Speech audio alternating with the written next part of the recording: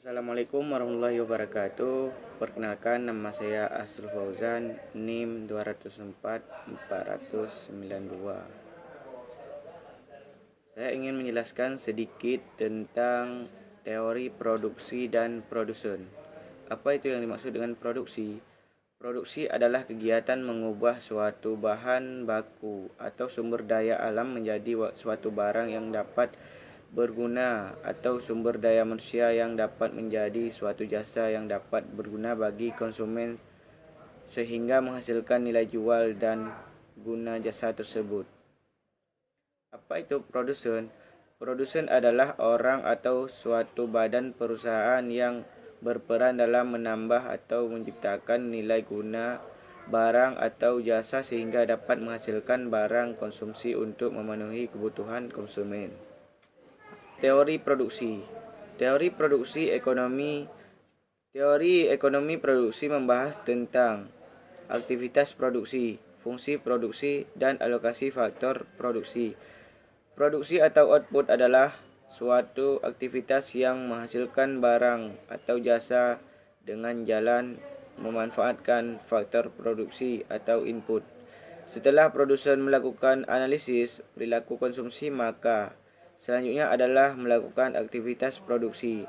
Jika konsumen mengalokasikan dananya untuk konsumsi atau yang akan diproses menjadi produksi atau output agar produk diterima oleh pasar, maka produksi yang saat uangnya habis untuk konsumsi, keseimbangan produsen tercapai pada saat seluruh anggaran habis terpakai untuk membeli faktor produksi. Produksi adalah sumber daya yang dipergunakan dalam suatu produksi barang dan jasa. Pada awalnya, faktor produksi terbagi menjadi 4 kelompok. Namun dalam perkembangannya terbagi menjadi 5 faktor. Produksi atau input, yaitu tenaga kerja atau labor, modal atau kapital, sumber daya alam, kewirausahaan atau entrepreneurship, dan sumber daya informasi. Secara singkat, kegiatan produksi harus memiliki 2 ciri, yakni memenuhi kebutuhan manusia dan menambah nilai guna barang dan jasa. Bagi orang yang tentunya ditujukan bukan saja untuk memenuhi permintaan akan sumber daya, tetapi juga menjualnya dan akhirnya mendapatkan laba. Dalil tentang produksi. Firman Allah dalam surat Al-Hadid ayat 7 yang artinya, "Berimanlah kamu kepada Allah dan Rasul-Nya dan nafkahkanlah sebagian dari hartamu yang Allah telah menjadikan menguasainya, maka orang-orang yang beriman di antara kamu dan menafkahkanlah sebagian dari hartanya memperoleh pahala yang besar." Quran Surah Al-Hadid ayat 7. Dalam memproduksi suatu bukanlah sekedar untuk dikonsumsi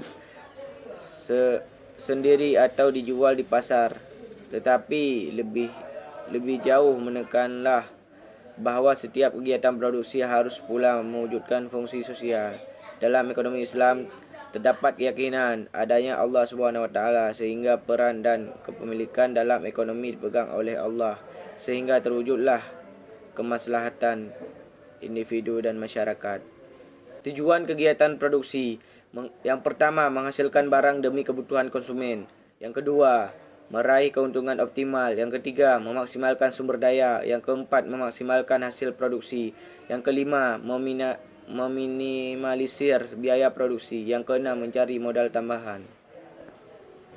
Dalil prinsip-prinsip produksi. Surah Al-Baqarah ayat 30. Ingatlah ketika Tuhanmu berfirman kepada para malaikat, "Sesungguhnya aku hendak menjadikan seorang khalifah di muka bumi." Mereka berkata, "Mengapa engkau hendak menjadikan khalifah di bumi itu orang yang akan membuat kerusakan padanya dan menumpahkan darah, padahal kami senantiasa bertasbih dengan memuji engkau dan mensucikan engkau." Tuhan berfirman, sesungguhnya aku mengetahui apa yang tidak kamu ketahui.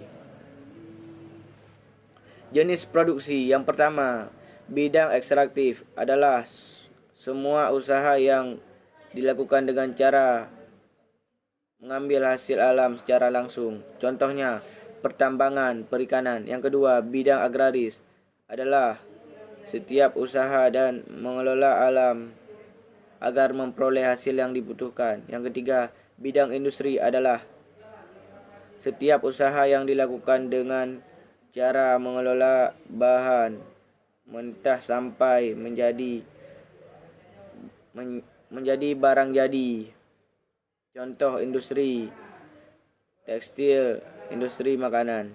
Yang keempat, bidang perdagangan adalah setiap usaha yang dilakukan dengan cara membeli dan menjual kembali tanpa merubah bentuk barang yang dijual tersebut. Contohnya industri retail.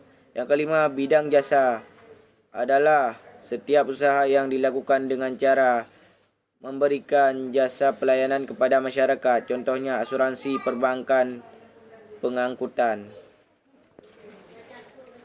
Tahapan produksi yang pertama, sektor produksi primer meliputi bidang ekstraktif dan bidang agraris. Yang kedua, sektor produksi sekunder meliputi bidang industri dan bidang perdagangan. Yang ketiga, sektor produksi tersier meliputi bidang jasa. Faktor-faktor produksi. Yang pertama, sumber daya alam. Yang kedua, sumber daya manusia. Tiga, sumber daya modal. Yang keempat, sumber daya pengusaha.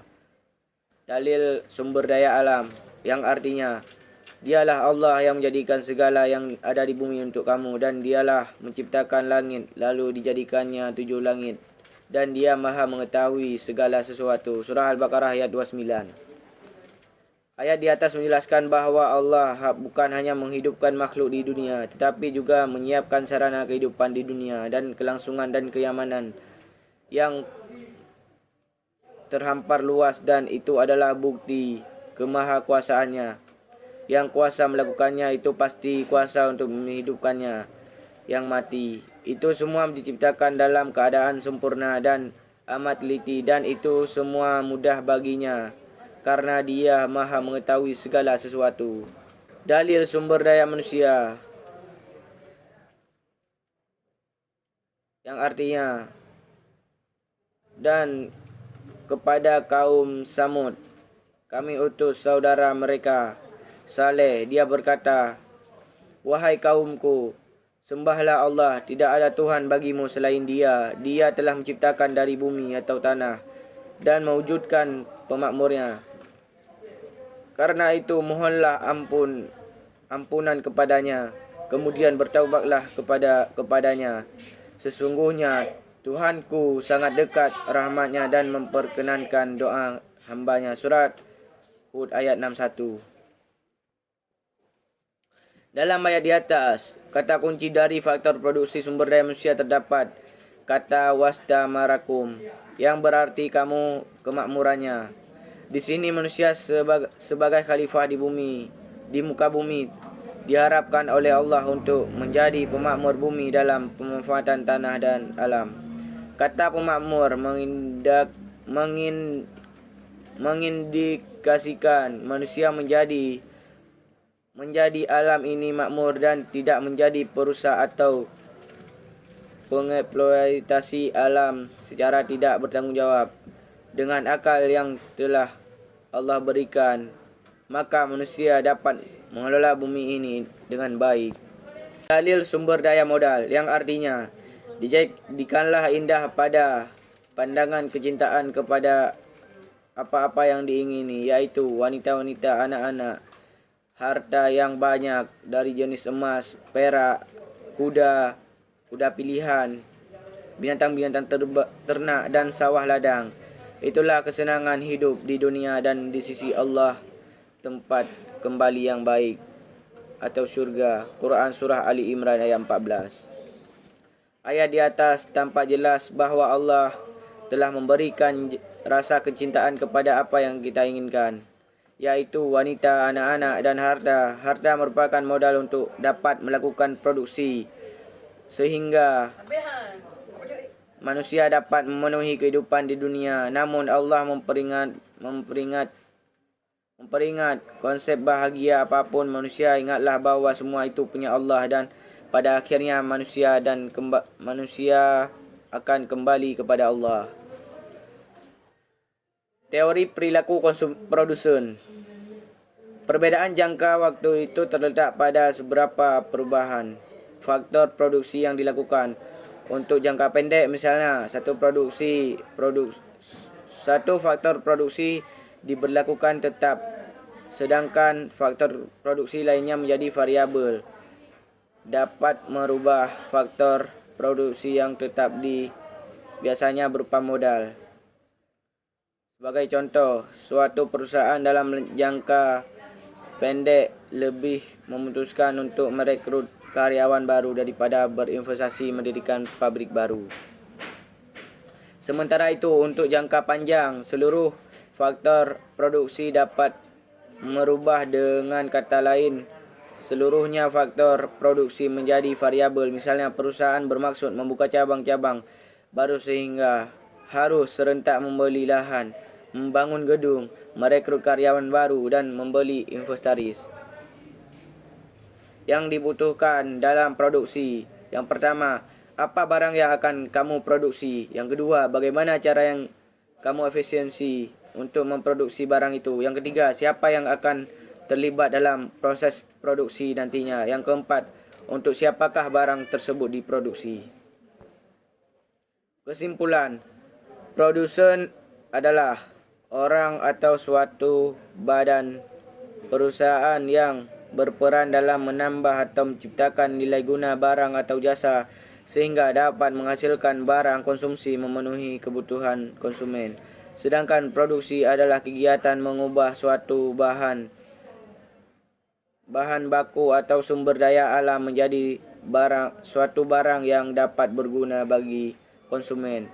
Yang kedua, teori ekonomi produksi membahas tentang aktivitas produksi, fungsi produksi, dan alokasi faktor produksi.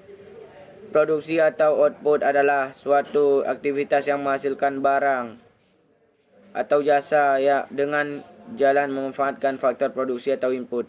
Yang ketiga, perusahaan dikatakan di dalam jangka pendek apabila sebagian dari faktor produksi dianggap tetap jumlahnya. Dalam jangka panjang semua faktor produksi dapat mengalami perubahan. Yang keempat, teori produksi yang sederhana menggambarkan tentang hubungan di antara tingkat produksi suatu barang dengan jumlah tenaga kerja yang digunakan untuk menghasilkan berbagai tingkat produksi barang tersebut. Dalam analisis berikut, dimisalkan terdapat dua jenis faktor produksi yang dapat diubah jumlahnya. Misal yang dapat diubah adalah tenaga kerja dan modal.